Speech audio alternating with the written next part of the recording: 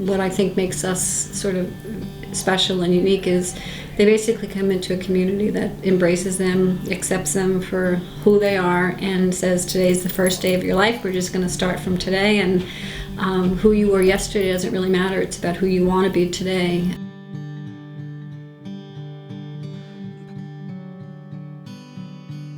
I'm Eileen Hayes. I'm the CEO here of Amos House. Amos House has been around for 37 years. We are the largest soup kitchen in the state. We serve anywhere between 500 and 800 meals a day. And we started as a small little soup kitchen serving about 100 homeless men. And today, unfortunately, I have to say we've grown so much that we're now serving many, many families and individuals who are not necessarily homeless, but they're living on the brink of homelessness because they've lost their jobs or they've lost their benefits, and they're just hanging on by a string. We really are kind of a place for second chances for folks that have made a lot of mistakes. I oversee our Financial Opportunity Center, which is a program that really looks at bundling three main services that we provide, and that includes employment services, financial counseling, which is financial education, stability and self-sufficiency long term. And so what are your goals for 3 months, but also kind of along the way trying to look at where do you want to be a year from now. It's a program that really is trying to lift people up out of poverty. So many of my participants come from formerly incarcerated or having had problems with chemical abuse. We focus on meeting the needs of individuals who are mostly unemployed and underemployed and who lack skill sets. Nope. All right, cool, thank you. I know. Okay, bye. Robin, you okay? She hung up. She did. What's she So you got Said some I going gotta on? see her tomorrow around 9 o'clock.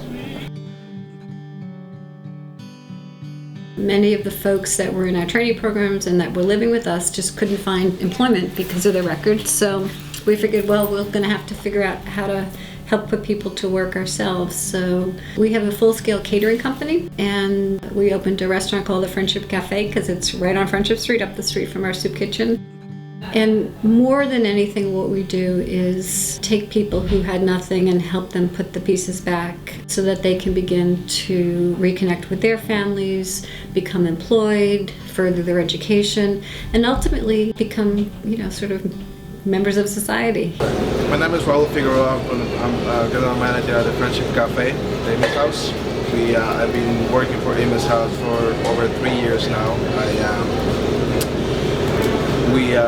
I basically run the cafe and part of the catering company called More Than a Meal, and it's been a wonderful experience for myself and everybody else who come across, and I really enjoy it a lot. I get to work and I get to listen to people's stories, I get to work with such wonderful people, and it's very fulfilling to going home at the end of the day and knowing that you are making changes in other people's lives.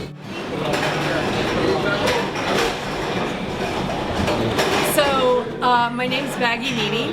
I am the Chief Operating Officer at Amos House, and as one of the things that I do as Chief Operating Officer is I run our dining hall. Our dining hall seats about 100 people. We serve 200 to 300 at breakfast every day, and between 400 and 500 at lunch. It can be very hectic, but we like to see all of the people fed. In a year, we serve about 150,000 meals. A lot of it is community-based. Probably about half of what we do every day is based on donations from the community and volunteers volunteering their time to help make it happen. Johnson Wales has a long-standing relationship with Amos House, and so once a week, as part of our community service learning requirement that the students have, we bring students here. It's a mutually beneficial relationship because our students are learning about what they can do with their careers to address the issue of food insecurity and hunger, and at the same time we're filling a need for Amos House by helping to prepare a meal, assisting the chef here to prepare a meal. All of our programs are done right here on our campus. We have 9 buildings here, and then we have a number of other houses off-site that people can move into where they can live as part of a community and continue their work on recovery. And I wasn't totally honest about what my addictions were. So, like Sonny said, I have shame, so I didn't really tell him what all the drugs that I did. What we're trying to do with Miguel this time around is kind of get him more into his recovery, the programs, so to speak. Focus on getting comfortable being an addict first of all, and learning how to keep himself from falling back into the same rut that he's continuously falling in.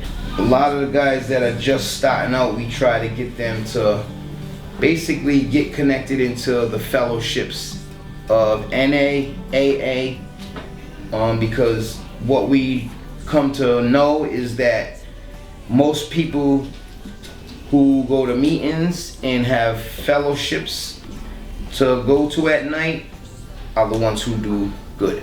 I just want you guys to think of one thing this weekend. I want you to really keep your heads up and just remember that every single day that you guys don't use and you don't pick up is a miracle, and how important that is and how impressive that is. Like, that is a huge feat, and that's nothing to be scoffed at. Whatever you're going through, just if you're not picking up, that's amazing and that's huge. So, amen, and keep it going, guys. Good stuff. Go team, go. Go team, go.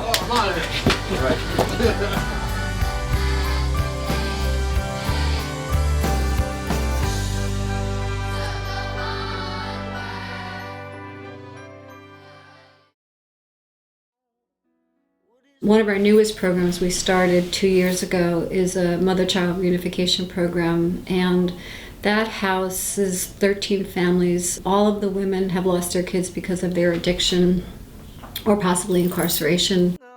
Hurricane, who knows where it comes down again? With all these shooting stars and all these satellites, who will ever know what is wrong from what is right? And who will ever know what is wrong from what is right? They need to learn how to be parents again, and maybe for the first time, and they need a place where they can learn how to take care of their kids while they continue to work on the recovery. And it really is the most, I think, important program that we do here, because not only is it impacting the mothers, but it's really impacting the kids. Most of the women will tell their story that when they were children, they were living in poverty, living often in families where there was a lot of addiction, and so they learned that that was the way to live, and they are now making a decision that they don't want to do the same thing that was done to them. I'm Lori Lennon. I'm a clinical social worker and the program coordinator for the Mother-Child Reunification Program. This program is really unique. It's a wonderful residential environment for women who are in the process of putting their lives back together, usually after substance abuse, dependence, and or situations where they were in a violent relationship and their children were enslaved. We focus on parenting and we focus on recovery, and we also really focus on rebuilding their lives and providing a warm sense of community in a place where the women are learning from each other, and they're learning much more from each other than they can from any professional who sits in this chair. They learn what they have inside them, they learn about their own strengths. It's a very empowering program, and we've had some just incredible results.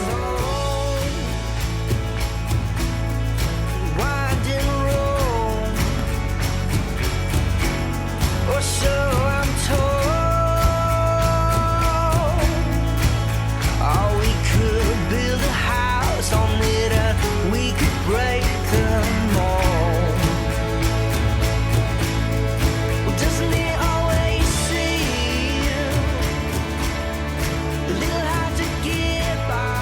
to do all of this, need support. We have a $3.5 million budget, and we employ about 50 staff members, but we serve 15,000 people a year through our social services. We have about 200 people graduate a year from our 90-day program, which is an 85% completion rate. We train about 60 men and women in our training programs, and we put about 30 people a year to work in our businesses. So none of that comes without a price tag, but the thing that people will know when they donate to Amos House is that we're asking people to become part of the solution. We're not asking people for a handout. We're not even asking for charity. We're asking people to invest in people so that they can begin to invest in themselves. We've created this movement where people who never had hope are finding hope, and really knowing that life can be different and that they're cared about. And as somebody said one day, I was loved by you before I could love myself. And I know that's a cliche, but this is the kind of community where everybody knows your name. I can walk up and down the street and know people are grateful that I can say, "Hi, how are you?" and come to Amos House. We have a place at the table for you. Who will ever know what is wrong from what is right? Who will ever know what is wrong from what is right?